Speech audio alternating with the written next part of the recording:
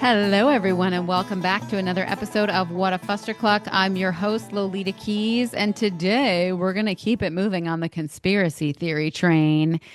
How funny, amazing, awesome, fantastic is it that, when I think about how we've come out of the COVID era, the one thing I'm thankful for, as awful as that time was, the one thing I'm thankful for is that it eroded people's trust in government and mainstream media, which is exactly what we need in order to have real change in this country. So that's one plus.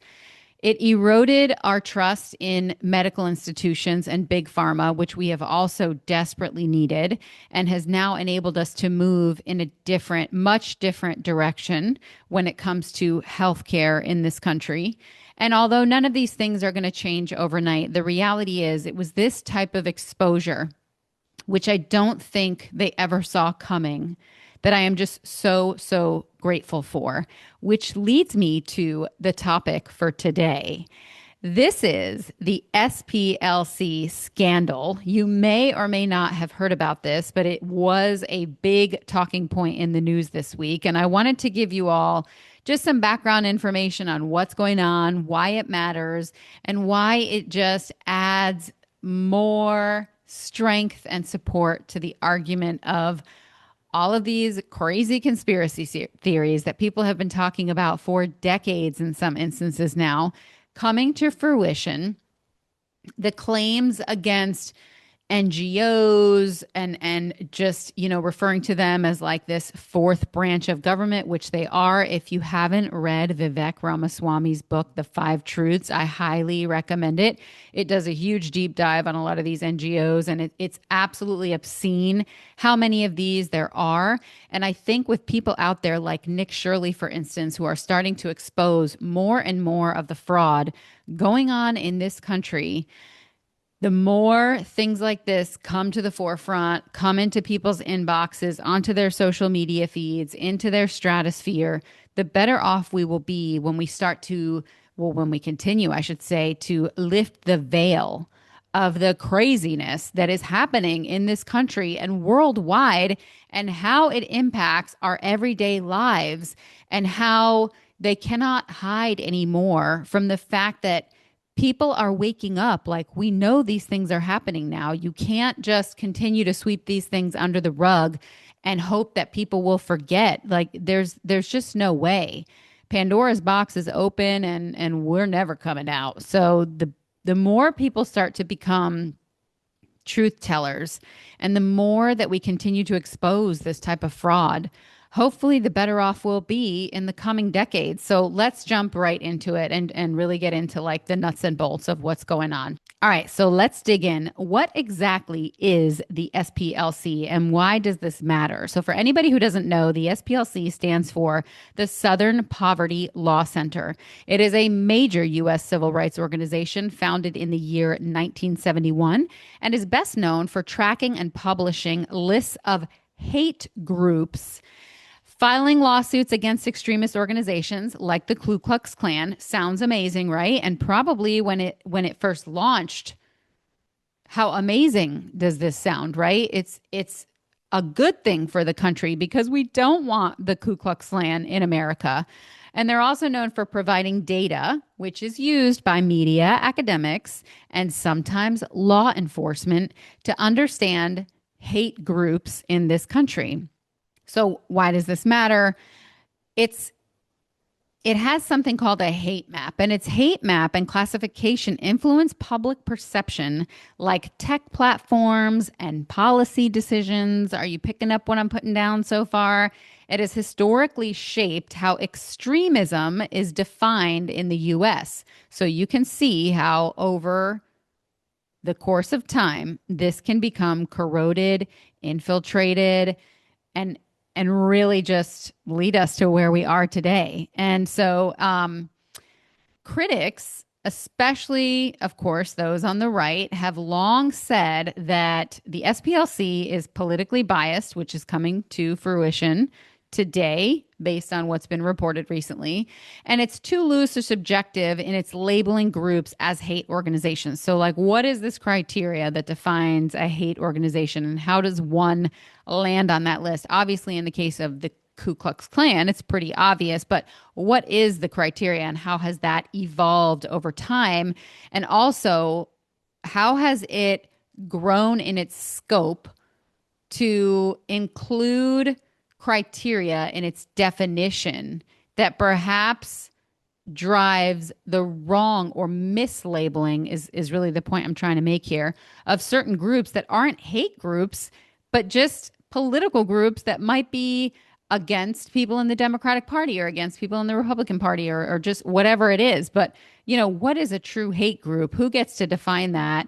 And how has the criteria evolved over time? And this is where you start to get into a little bit of a slippery slope. So the current scandal, as reported this week, and what the Department of Justice is alleging is that between the years 2014 and 2023, the SPLC secretly funneled $3 million plus dollars to individuals inside extremist groups. I think that number might even be higher than what I'm reporting here. But these included people linked to groups, again, like the Ku Klux Klan and neo-Nazi organizations.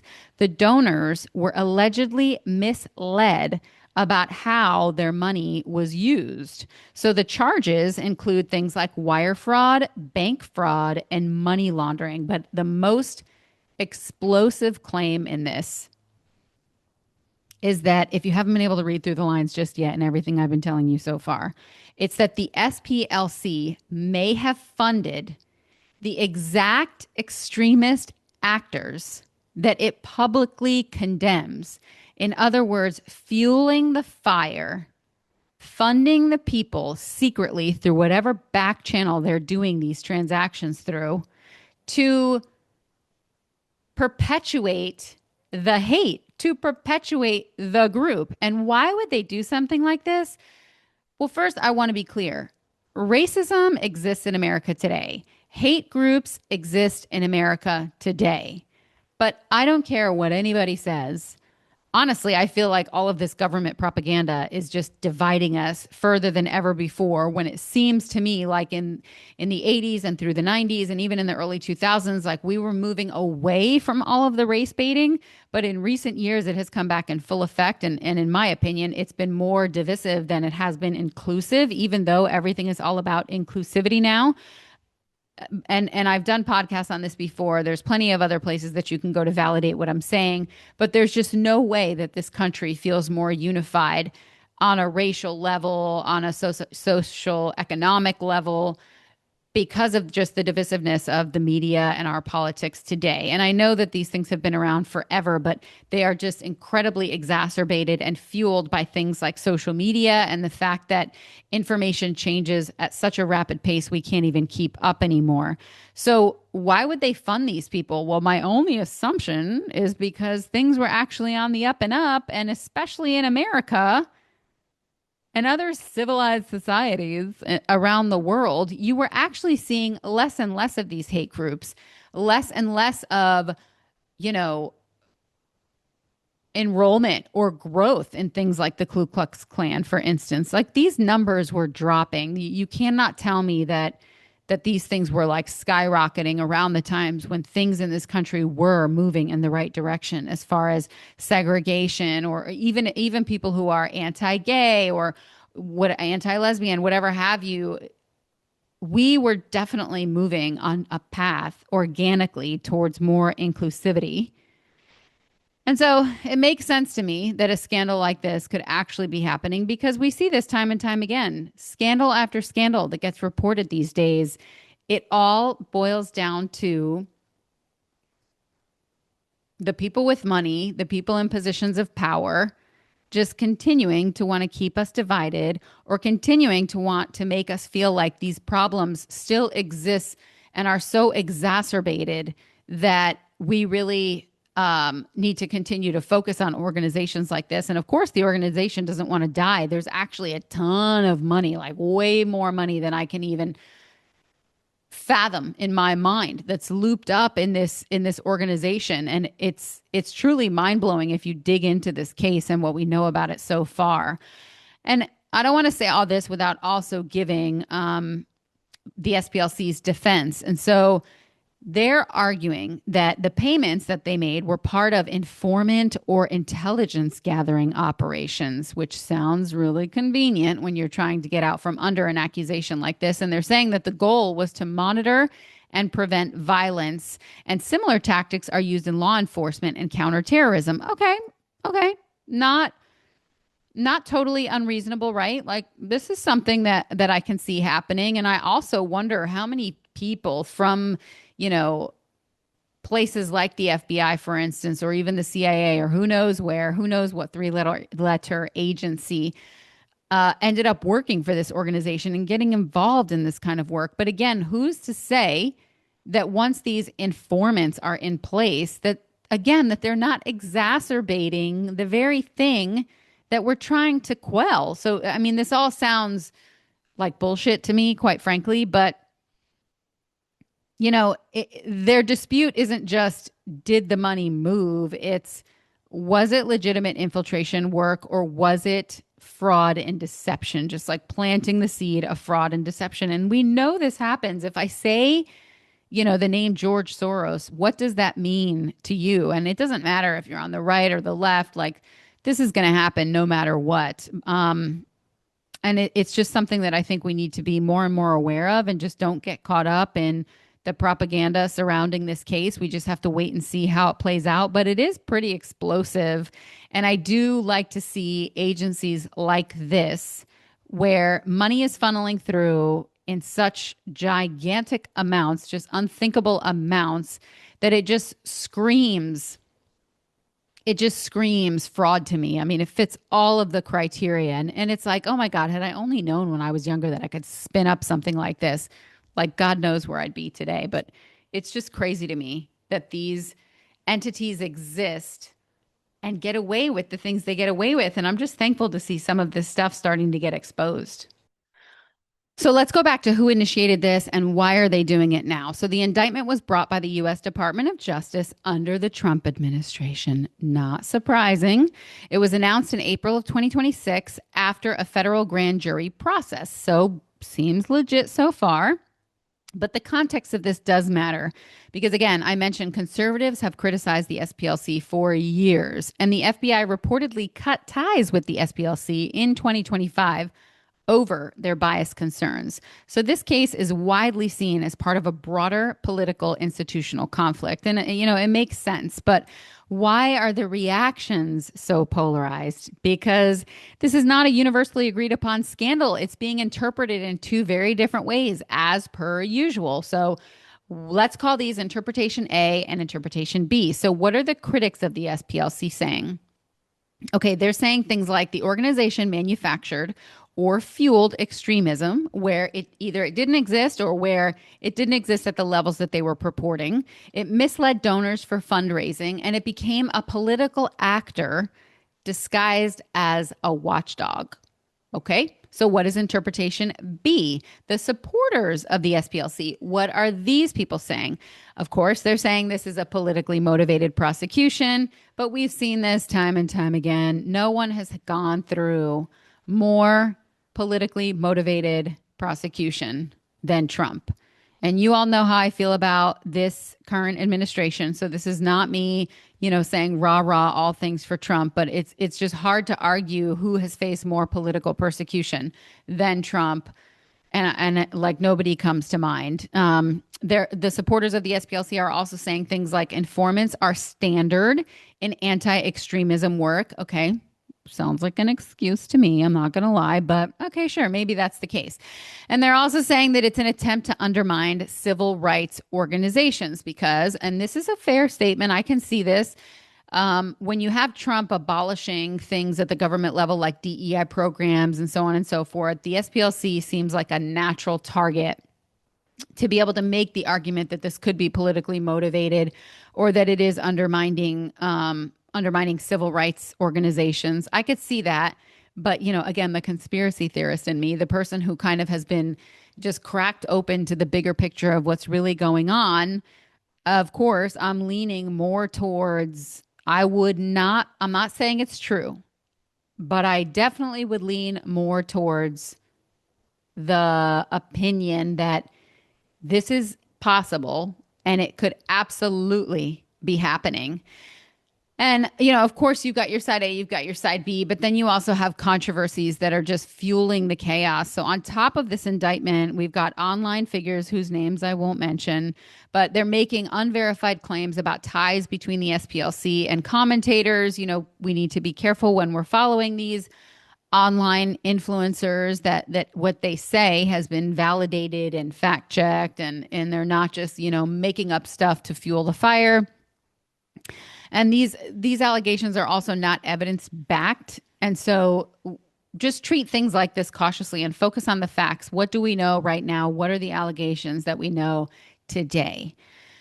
The broader indication of what's going on is that this situation, as I said at the top of the show, it's bigger than just one nonprofit. It points to several trends that we're seeing, which is the collapse of trusted arbitrators or once trusted arbitrators. Organizations that used to define terms like hate groups and extremisms, they now themselves are being biased and compromised, which is not a surprise because, again, even when these things start out with their hearts all in the right places, inevitably the corruption creeps in, the fraud creeps in, because now you've got just millions and millions and millions of dollars circulating through these things. And I also understand the argument for the weaponization of institutions, but, again, it's not hard to believe that something like this could actually be going on. And I'm curious to see how this is all going to pan out with the blurring of the lines between activism and intelligence work. If you guys haven't watched the show Snowfall, I highly recommend it. It's about the crack epidemic in South Central Los Angeles in the 70s, I think, and early 80s. Spoiler alert, the last season is completely ridiculous and like way overdone. But the first several seasons are so good and really just kind of highlight exactly the kind of drama that our own government, brought upon its own people in this country. And I think when you watch shows like that and you know that there's some truth behind a lot of those scripts, it really just is mind blowing. And this was not 100,000 years ago, right? This was in the 1970s.